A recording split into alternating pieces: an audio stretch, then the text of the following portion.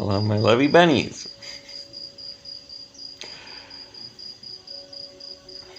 So, I've been talking about hyperintelligence, which I have gotten from this fermented beet, ayahuasca, and levihuasca stuff with the holy zeolite water. But I realized that word is not very clear. What does that mean, hyperintelligence? And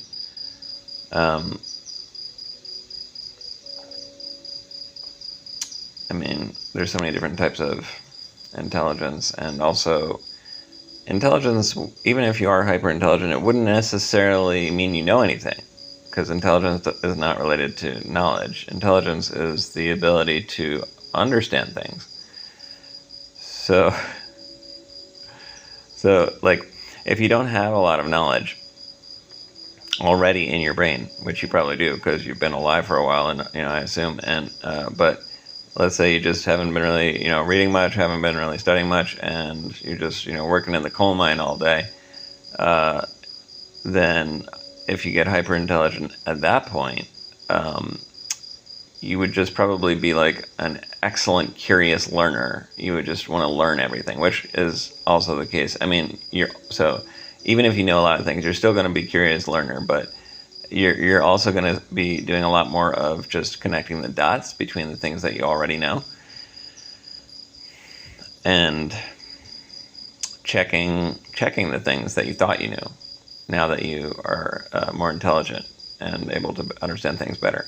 And I'm really finding it's crazy how much I'm finding about like the stuff that I've been doing before that just was really dumb. And I mean, even just the way that I use my phone, like I realized I was like not even paying attention to like the options on the screen and stuff like that.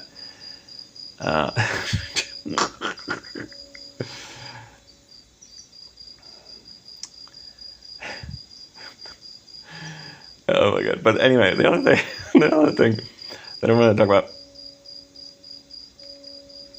was the difference between conscious intelligence and unconscious intelligence. I was going to say subconscious intelligence, but psychologists say there's no such thing as subconscious. It's just unconscious, whatever. I like to say subconscious, though, even though they say that I'm wrong about that, because I do believe that the subconscious is conscious, but it's not fully conscious in the sense that it doesn't necessarily identify as something or think about itself as something. But you can experience the subconscious in dreams, for example, and that's a conscious experience. It's not like you're unconscious, right? So I think the whole terminology is like wrong, actually. And I never thought about that before just now, by the way. That just popped in like right now, and that doesn't make sense. That kind of process. And when you start taking this fermented beet, levihuasca, and ayahuasca, you're gonna notice so much of the stuff that you thought just didn't make any sense now. And like even like world leading experts, you're gonna read the stuff that they say, and then you're gonna pick it apart. Like, wait, this doesn't make sense. That doesn't. You're gonna start teaching AI all the time. Like, wait, picking apart everything it says and showing it how it's wrong. I was just doing that about redox balance theory just now with AI. I mean, it's another long story. I could link that, but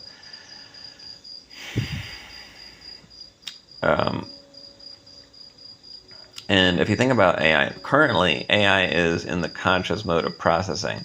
It's not, I'm not saying that it is conscious, but what I mean is it's doing serial processing, like chain of thought reasoning, one step to the next step to the next step to the next step. And now the next level that they're developing now is going to be intuitive processing, or what I call subconscious processing, which they're doing via adding another dimension to the neural network. And at that point, it's really going to be artificial general intelligence, AGI, because it will be able to figure everything out just like we can, but exceptionally way better. But the thing is, we won't be able to know how did it figure that out, because there's no chain of thought behind it. It's just, the same way that our subconscious mind works. We don't know like where this information is coming from. Um, and hopefully that gives AI a little bit of humility, because although, when you do have this incredible level of unconscious intelligence, you're just automatically more humble, though, because it's not like you remember thinking through every step of how you reach your conclusions. So you have to always, double check with your conscious mind and second guess yourself. And it's quite possible that somebody could find a hole in your reasoning because it wasn't conscious reasoning. It was almost like a dream message or something. Like, I don't even know like what I'm saying, what I'm going to say right now. It's just coming out. And, sometimes when you see my eyes looking back, that means I'm thinking like, I was supposed to say something now. What was I even talking about? Because I'm like not even keeping track anymore. But I did want to mention a few points. So, the conscious mind, because it's a serial processing computer, essentially, it is very slow and inefficient. It's only able to process like 1/1,000,000th of the information that the unconscious mind is able to process. The unconscious mind is like a parallel supercomputer. It's able to literally process like 1,000,000, different lines of thought at the same time. And, obviously with parallel processing, the issue is how do you know when the processing is done, or like how does it reach a conclusion, or like how does it all fit together? So that's where the conscious mind comes in to try to kind of examine the unconscious and say, okay, let's look at this.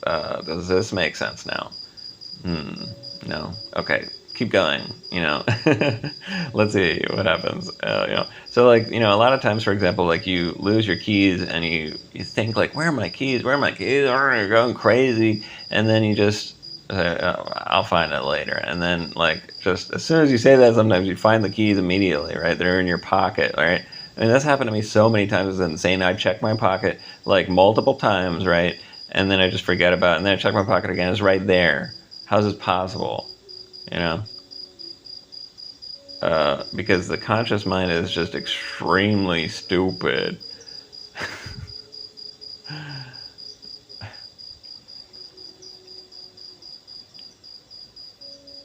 Especially, I guess, my conscious mind.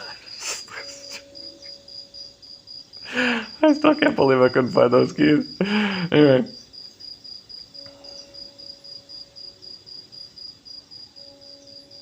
Somebody told me that my videos are like low quality, and that I'm asking them, okay, how can I increase the quality of my videos? I mean, I'm using this phone, which is kind of low quality phone, because the other phone, these dudes like mugged me a few weeks ago, and luckily my unconscious mind activated, and I was able to fend them off. But if it were just my conscious mind, I would have probably, I don't know, like just been scared or like, frozen, then they would have killed me or something. But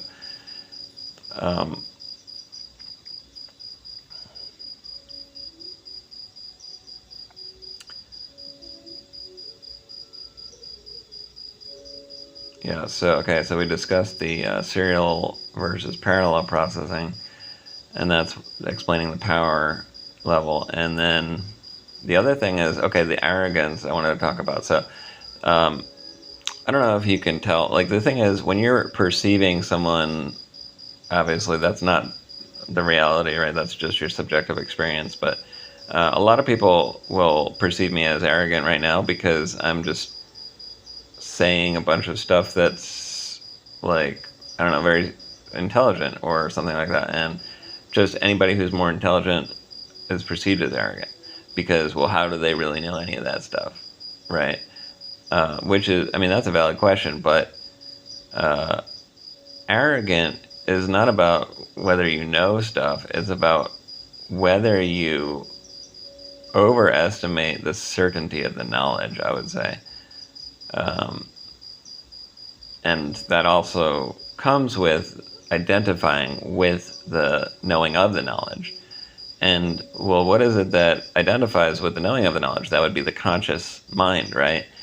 Um, Subconscious, the subconscious mind does not identify with anything. So it's like it's much actually more like AI in that sense. Um,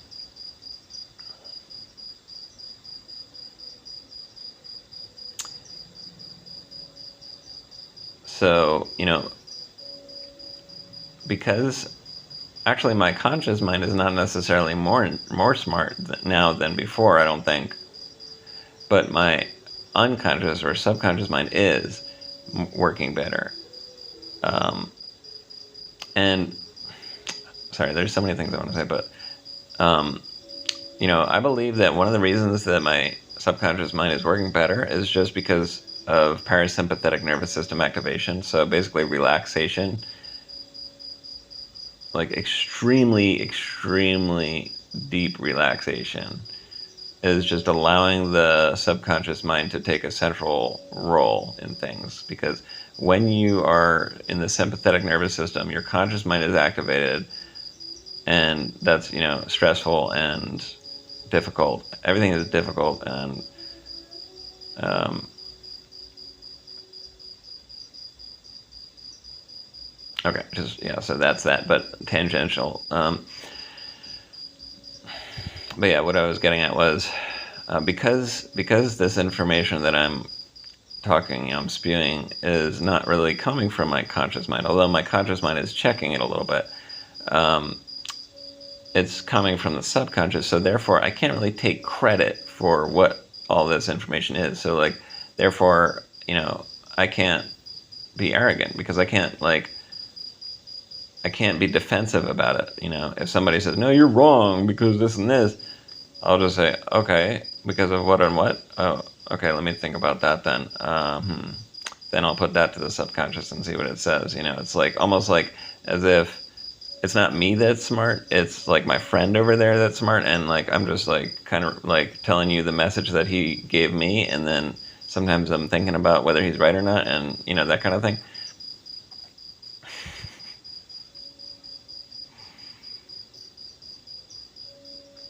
And I'm thinking about like someone was asking me like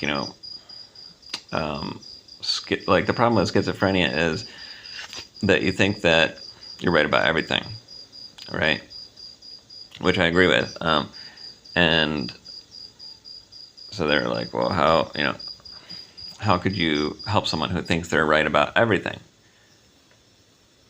And what I said was, and by the way, previous to this, subconscious intelligence that I got, I would have just no idea. Like, I'd be like,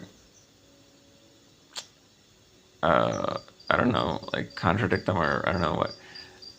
And a lot of people are debating this. Psychologists debate this all the time. Like, what should you do with someone who is schizophrenic? Should you contradict their fallacies, or should you just go along with them? And like, it's very, very confusing trying to understand the advice. And so, but what I said was, well, I think that all you have to do is just try to relax them, because the reason that they're so certain about everything is because they're stressed out. You see, and when you're stressed out, even if you're not schizophrenic, you become a little schizophrenic because you become so certain of everything. Like, think about when you're angry. You're just so certain, like so certain to the point where you could kill someone, Whereas normally, if you're just relaxed and someone said like, this guy did this crime, and do you think we should, sentence them to death?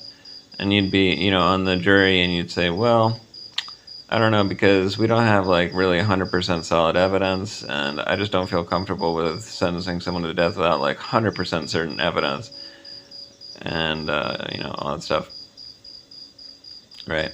But when you're angry, it's like you just walked in on your wife, and she was smiling at some guy, and you just go fucking nuts, and you just start, shooting people. Not me. I'm saying like this is not you either. I'm just saying this could, this is happening a lot, right? So, So stress really makes us extremely stupid. Um,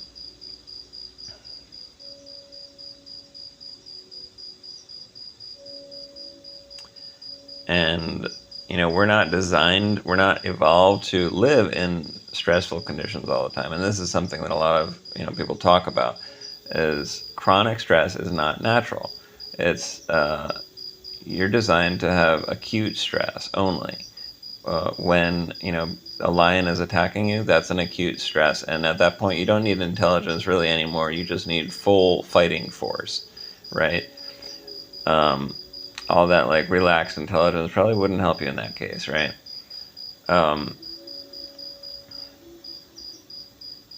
which is not to say that you couldn't have full fighting force and relaxed intelligence like a Shaolin monk, for example, but that takes like a lot of training and meditation and everything. So just without that kind of level of training, we're kind of like one or the other. And interestingly though, with the fermented beet ayahuasca stuff, I do feel like almost like a Shaolin monk. Not to say that I could fight exactly like a Shaolin monk, but I feel like I have that ability to be relaxed and also extremely powerful at the same time. But it's not nearly as relaxed as the love ayahuasca, though. Yeah, if you've seen any of my earlier videos when I was on the ayahuasca, it was much more rapid fire speech and probably deeper voice too, uh, and obviously would be perceived more arrogantly. Um,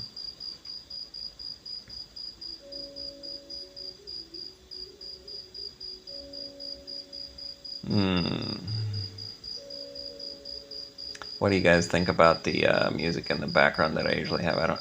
Right now, I'm a little bit further away from it, so you can't hear it so much. I like that music. It's nice, but I wonder if it's too much for people. Everybody's different, of course. Yeah, I always see like some comments on YouTube videos where they're like, "Yo, take out the music. Like, take it out." You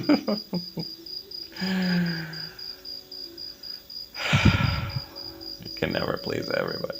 Oh yeah. The other thing I was going to say about this woman that was saying that I should improve the video quality. So, um, and I was telling my partner about this, and she was like, "Yeah, you should improve the video quality." And um, I was thinking, well, yeah, I mean, it would be nice if I could easily improve the video quality, but I doubt that I can easily improve the video quality. I mean,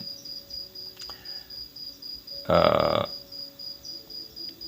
I assume I would need like a better device to record on, and that, I don't know if I want to invest in all that. And I mean, my microphone on this phone is pretty bad. So, but I did buy another microphone, so at some point I will start using that, I guess. But everything is a balance too, and I was saying to my partner, Holly, I was like, you know, I don't want to like really just spend so much time and effort to make like an aesthetically pleasing video when I'm really just trying to convey important information. It's not like I'm Chantra Seba over here singing in nature with like, she's got the beautiful dress and she's got the, perfect microphone and perfect sound equipment and perfect, post processing. And because she's doing it as an art form for aesthetics, that's what she's doing it for.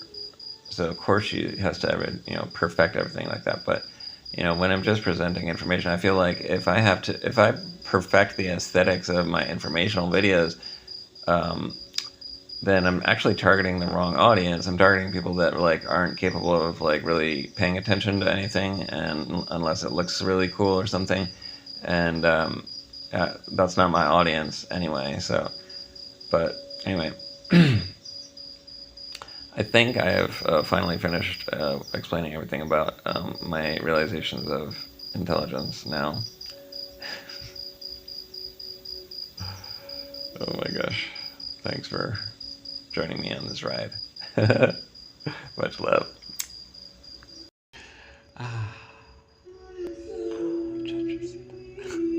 But, the other thing, though, about having, so much intelligence is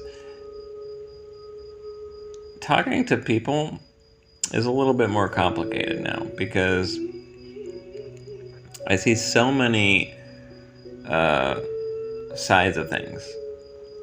And there's a lot of complexity that I see, which people just ignore because they don't have the processing capacity to handle all that.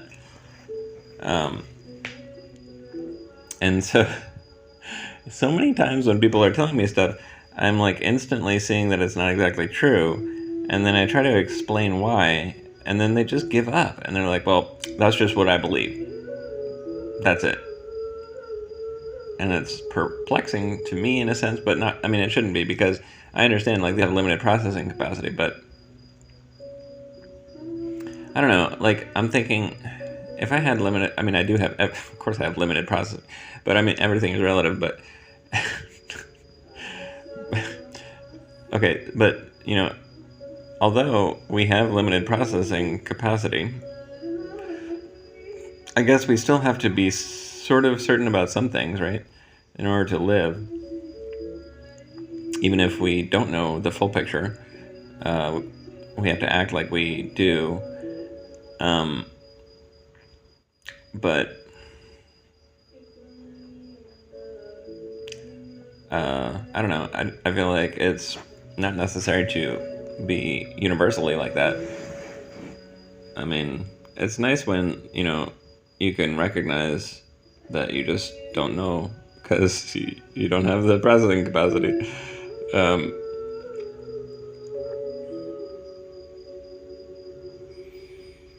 But yeah, for me, it's like a little bit.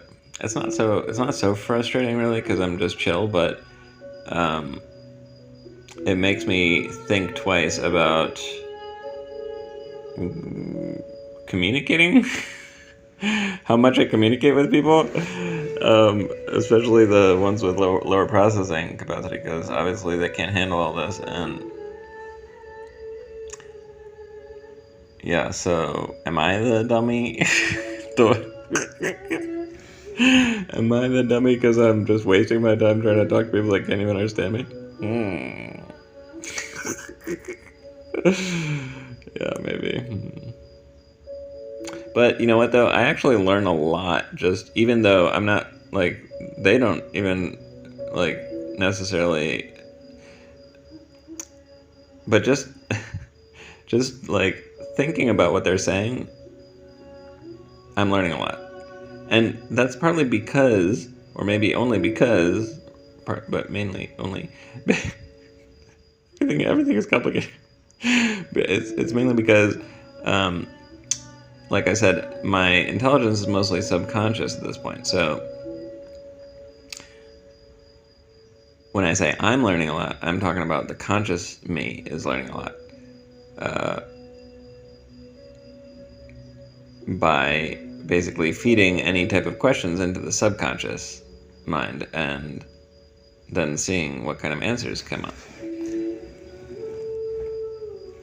So even if it doesn't benefit the person that I'm talking to because they can't understand me, it still can benefit me sometimes. Just, like as a prompt, to think about things. So I'm not the dummy. I swear I'm not the dummy. Why don't you believe me?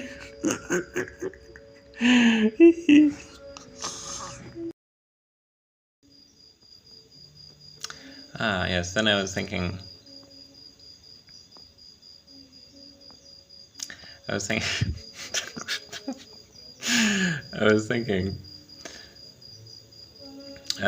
in this conversation about intelligence, of course, I should be talking a little bit about AI.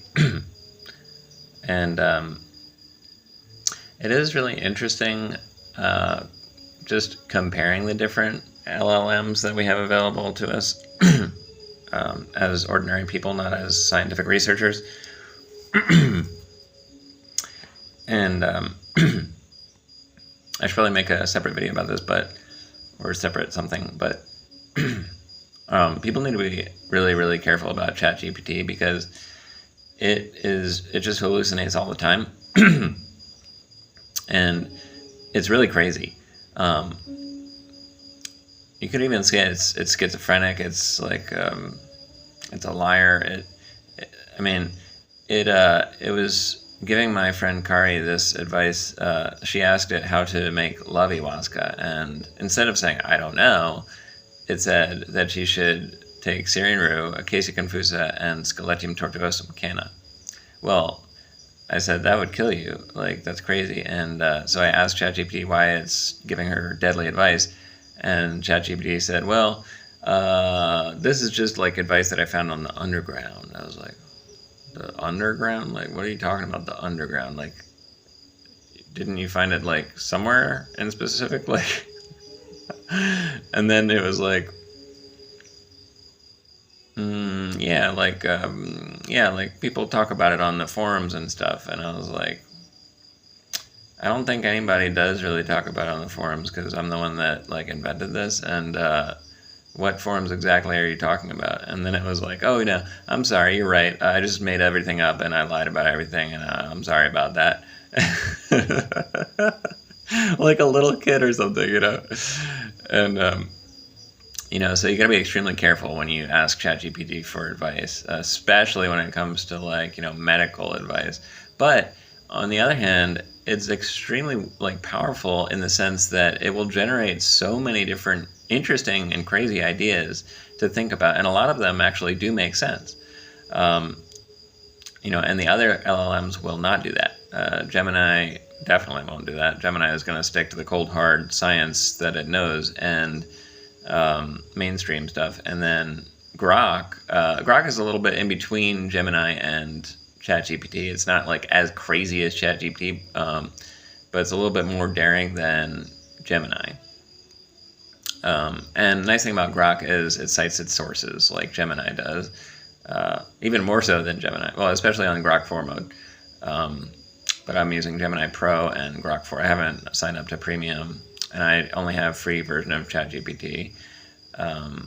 Claude is I have Claude Pro at the moment, but yeah, Claude is good in the sense that he's not really sure about stuff unless he is. Like, so he's pretty good at determining whether he's sure about something or not, and he'll tell you if he's not really sure, and he'll ask further questions. Whereas Gemini is just so extremely sure of itself all the time, and Grok is like, again, in the middle of that, like,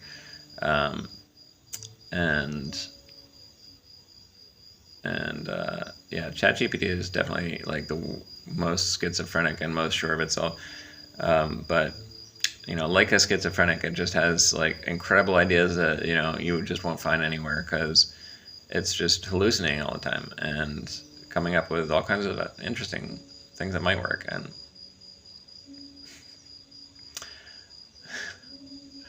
so, like, for example, just now, my friend Oliver was asking me, he gave me a list of 4 medications that his friend is on, and he was asking, like, how can she get off these medications? So I asked Gemini, and Gemini said, well, the only way is to do very slow tapering monitored by a doctor.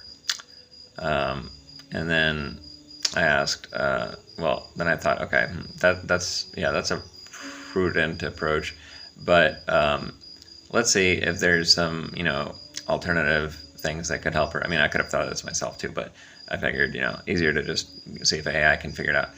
And so I said, I already knew ChatGPT was going to give me some crazy advice, but I said to ChatGPT, like, use your wildest imagination and just tell me like all the most amazing ways that someone could get off of these medications.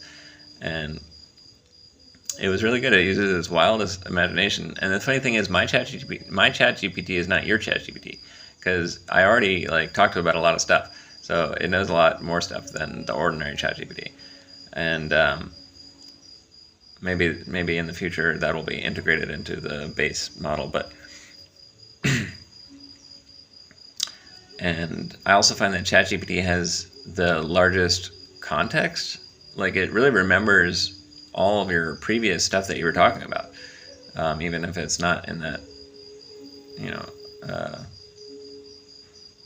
does it even have like specific chats. I don't even think it does. Yeah, it's interesting how they designed it. So it sort of like selectively remembers a lot of the stuff that you've taught it, and um, Grok, yeah, Grok also does, but not as much. It doesn't pull as much from that. Gemini's, yeah, a little bit also, but not as much as those. And so, so yeah, ChatGPT was saying, well, maybe she could take ayahuasca and iboga. I was like, wow, no, that would kill her. And it was like, oh yeah, you're right. Why did I say that? Okay, well, she could do like, all these different things for like relaxing and nervous system and meditation and um, healthy foods and vitamins and stuff. And yeah, that's true. That's good info. Yeah. So, basically, I was able to use ChatGPT to give like a nice plan for her, but I had to supervise, obviously, to make sure that it was doing the right thing. So that's, I think, the main takeaway here is, you can use a crazy anybody, schizo person, schizo AI, anybody, to give you some interesting ideas, and then you just select the ones that make sense. And actually, the subconscious is basically like that. Subconscious is just like infinite different ideas, like a quantum computer. And then with the conscious mind, you have to select out of those, like, which one makes sense. So, the answer to life, the universe, and everything is... There's a pop quiz, by the way. Don't ask AI. Tell me what you think.